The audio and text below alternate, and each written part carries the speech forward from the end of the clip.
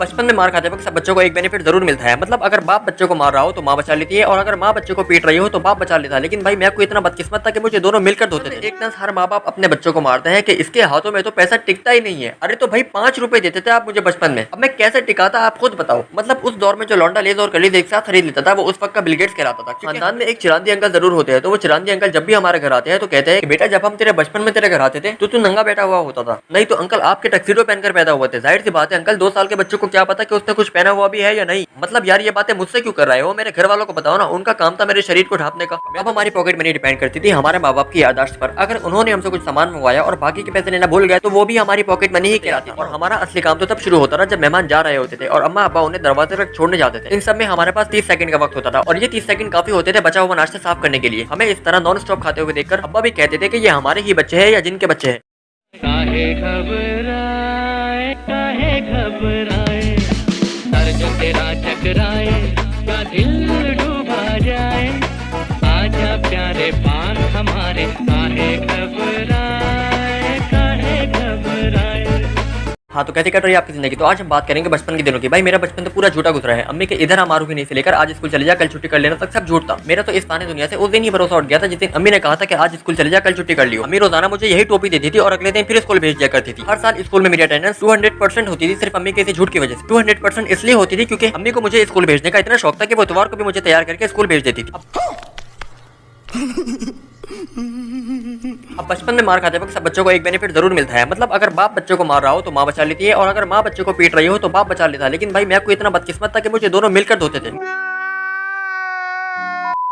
मेरा पिटना रोजाना का फिक्स था। मेरी अम्मी रोजाना की मेरी शिकायत एक डायरी में नोट कर लेती थी, और फिर शाम में जैसे ही अब्बा घर में दाखिल होते थे वैसे ही अम्मा मेरी सारी शिकायतें तड़का लगा के अब्बा के सामने रख देती थी। फिर तो अब्बा मुझे बिना सर्फ के सही से धोते थे। अब्बा की पूरी कोशिश होती थी कम से कम टाइम में ज्यादा से ज्यादा धोने की। और फिर जब अम्मी देखती थी कि मैं मार खा कर बेहोश होने लगा हूँ तो बीच में आकर बचाती थी, और बाद में ताना भी मारती थी कि मैंने बचाया तुझे। तो भाई पिटवाया भी तो आपने ही था ना। अगर आप मेरे सारे कारनामे एक डायरी में लिखकर अब्बा के सामने न रखती तो अब्बा मेरे चमाड़ भी न रखते। कुल मिलाकर ये मारामारी आपने ही शुरू कराई थी। ये बड़ी अच्छी बात कही आप। अच्छा मजाक अपनी जगह, लेकिन मैं एक बहुत ही सीरियस बात करने लगा हूँ। आजकल के वो माँ बाप जो अपने बच्चों को नहीं मारते उनसे मैं एक बात कहना चाहता हूँ। क्या हो गया यार आप लोगों को, भाई मारा करो उन्हें। जब हम पिटे हैं तो उन्हें भी पिटना होगा। चीटिंग करता है तू, चीटिंग चीटिंग चीटिंग करता है तू। अब हमारी पॉकेट मनी डिपेंड करती थी हमारे माँ बाप की याददाश्त पर। अगर उन्होंने हमसे कुछ सामान मंगवाया और बाकी के पैसे लेना भूल गए तो वो भी हमारी पॉकेट मनी ही कहलाती थी। और अगर कभी बाई चांस उन्हें याद आ भी जाता था तो हम उन्हें शराफत से सामान में से बचे हुए पैसे दे दिया करते थे, और अगर याद नहीं आता था तो सिर्फ सामान देकर वहाँ से स्टार्ट हो जाते और तब तक घर नहीं जाते थे जब तक वो पैसे खर्च न कर ले, क्योंकि अगर ब्लैक मनी के साथ घर जाते तो घर वाले मार मार कर हमें ब्लैक कर देते। ये बड़ी अच्छी बात कही आप। अब हमारी अम्मा कहती थी कि बेटा रिश्तेदार अगर तुझे पैसे देने की लाख कोशिश भी कर ले तब भी तुझे उनसे पैसे नहीं लेने। अरे भाई मैं क्यों ना लूं उनसे पैसे, हक है मेरा। भाई मेहनत करते हैं हम उन पर, ये हमारे लेबर चार्जेस है। मतलब बचपन में जो अंकल कहते थे कि बेटा डांस करके दिखाओ, इसे ये बोलो उसे ये बोलो, शेक हैंड करो, हंस कर दिखाओ। भाई हम ये सब क्यों करते थे, इसलिए ना कि ये जाते जाते हमारी फीस हमें देकर जाएंगे।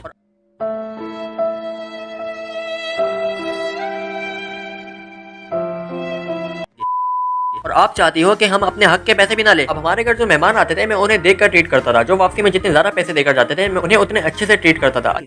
बहुत तेज हो रहा है। अच्छा मैंने अलग से एक रजिस्टर में लिखा हुआ था कि अगर कोई मेहमान 10 रुपए से लेकर 100 रुपए देता है तो उन्हें सिर्फ सलाम करके वहाँ से स्टार्ट हो जाना है, और फिर सीधा उनके जाते वक्त की एंट्री मारनी है, वो भी सिर्फ पैसे के लिए। और जो मेहमान 100 रुपए से लेकर 300 रुपए देकर जाते थे उन्हें तो मैं अपने हाथों से नाश्ता सर्व करता था, और जो 500 रुपए देकर जाते थे भाई उनके सामने तो मैं नागिन डांस करने को भी तैयार था। और हमारा असली काम तो तब शुरू होता था जब मेहमान जा रहे होते थे और अम्मा अब्बा उन्हें दरवाजे तक छोड़ने जाते थे। इन सब में हमारे पास 30 सेकंड का वक्त होता था, और ये 30 सेकंड काफी होते थे बचा हुआ नाश्ता साफ करने के लिए। हमें इस तरह नॉन स्टॉप खाते हुए देखकर अब्बा भी कहते थे कि ये हमारे ही बच्चे हैं या जिनके बच्चे हैं।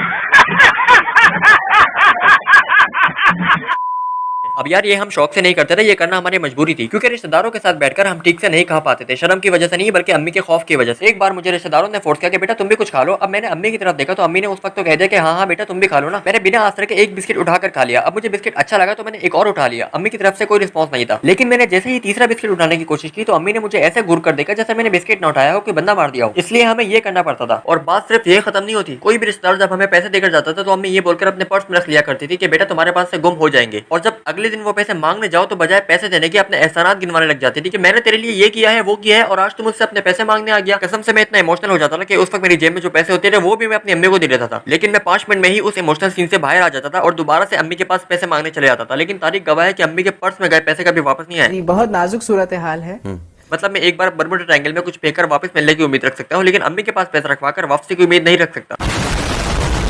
अब अमीर और गरीब के बच्चों का पिटने का सीन भी बिल्कुल अलग अलग होता है। अमीर लोग अपने बच्चों को 10-12 चंपे भी करा दे तब भी उनके बच्चे हंस रहे होते हैं, क्योंकि वो मारते ही इतना हल्के कि उनके बच्चों की भी हंसी निकल जाती है। उनके बच्चे भी कहते होंगे कि तुमसे ना हो पाएगा।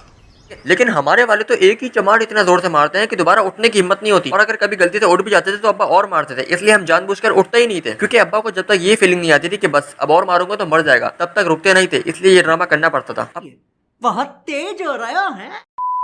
अब अमीरों के बच्चे जब रो रहे होते हैं तो उन्हें चुप कराने के लिए उनके माँ बाप उन्हें टॉयज देते हैं या फिर मोबाइल वगैरह पकड़ा देते हैं। लेकिन जब हम रो रहे होते थे तो हमारी अम्मा कहती थी कि रोएगा तो और मारूंगी, मगर फिर भी हम रोते तो थे, लेकिन बिना मुंह खोले और आवाज। अब बचपन में एक नस हर माँ बाप अपने बच्चों को मारते हैं कि इसके हाथों में तो पैसा टिकता ही नहीं है। अरे तो भाई 5 रुपए देते थे आप मुझे बचपन में, अब मैं कैसे टिकाता आप खुद बताओ। मतलब उस दौर में जो लौंडा लेज और कलीज एक साथ खरीद लेता था वो उस वक्त का बिल गेट्स कहलाता था, क्योंकि हमें जो पैसे मिलते थे उन पैसों से हम या तो लेज खरीद सकते थे या फिर कलीज, दोनों एक साथ खरीदना हमारे लिए सिर्फ एक ख्वाब था। और उसमें भी ये सुनने को मिलता था कि इसके हाथों में पैसा टिकता नहीं है। अब यार हमेशा से मेरी ख्वाहिश थी कि मैं लेज और कर्लीज एक साथ खरीद कर खा सकूं, तो मैंने सोचा कि क्यों ना कुछ बड़ा किया जाए। फिर मैंने पार्ट टाइम जॉब करने का सोचा और मैंने मोहल्ले वालों को सौदा लाना शुरू कर दिया। मैं मोहल्ले वालों को सौदा लाकर देता था और बदले में उनसे कुछ पैसों का मुतालबा करता था, और मुझे इस काम में इतनी कामयाबी मिली कि देखते ही देखते मैं इस काबिल बन गया कि लेज और कर्लीज एक साथ खरीद सकूं। अब लेज और कर्लीज खरीदते हुए मुझे एक आंटी ने देख लिया। पहले तो वो आंटी मुझे देखकर हैरान हो गई कि इसके पास इतना ढेर सारा पैसा कहाँ से आया होगा, और फिर उन्होंने मोहल्ले में ये खबर फैला दी कि मैं स्मगलिंग कर रहा हूँ।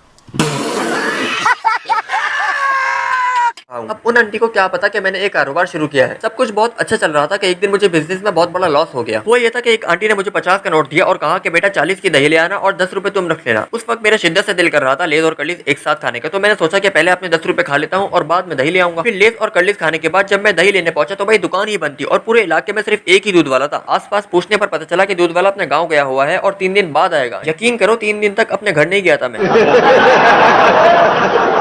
और इसी वजह से मुझे अपना बिजनेस बंद करना पड़ा। लेकिन मुझे एक बात का बहुत अफसोस है कि बचपन में लोगों को इतना सौदा ला कर दिया है, लेकिन अभी तक हरा धनिया और पुदीने में फर्क करना नहीं आया। हर बार धनिया की जगह पुदीना और पुदीने की जगह धनिया ले आता था। और अम्मी भी जालिम औरतों की तरह कहती थी कि जा वापस करवा के आ। अब बार बार समझाने के बाद भी अम्मी नहीं समझती थी कि धनिया वापस करवाने से इज्जत खराब हो जाती। धनिया वापस करवाने से इतनी बेइज्जती नहीं होती थी जितनी सब्जी वाला कर देता था। मतलब धनिया वापस करवाने पर शोर तो ऐसे करता था जैसे धनिया के बदले पैसे नहीं उसके अबाउश दाद की जमीन मांग ली हो।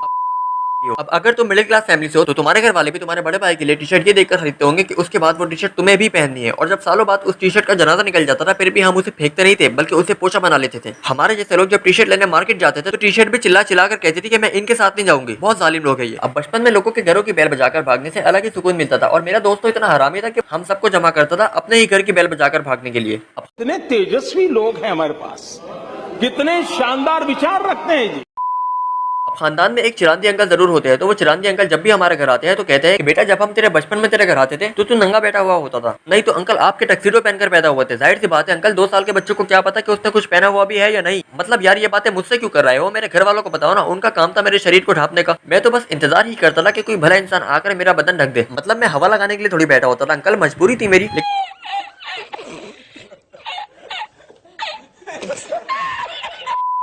लेकिन जो भी कहो बचपन था बहुत कमाल का। जेब में पैसे तो नहीं होते थे लेकिन सुकून बहुत था। खैर पैसे तो अब भी नहीं है, लेकिन हाँ अल्हम्दुलिल्लाह इतने पैसे तो है कि लेज और कर्लीज एक साथ खरीद कर खा सकते। तो इस वीडियो में इतना ही, मिलते हैं नेक्स्ट वीडियो में। अल्लाह हाफ़िज़। ITUSS की टोपी उसके सर पे ना रहे, हम गहराई है और ये महज सिर्फ किनारे। हम गहराई है बेटा कोई 10 साल से, मैंने लिखे सिर्फ रियल लाइफ हाथ से।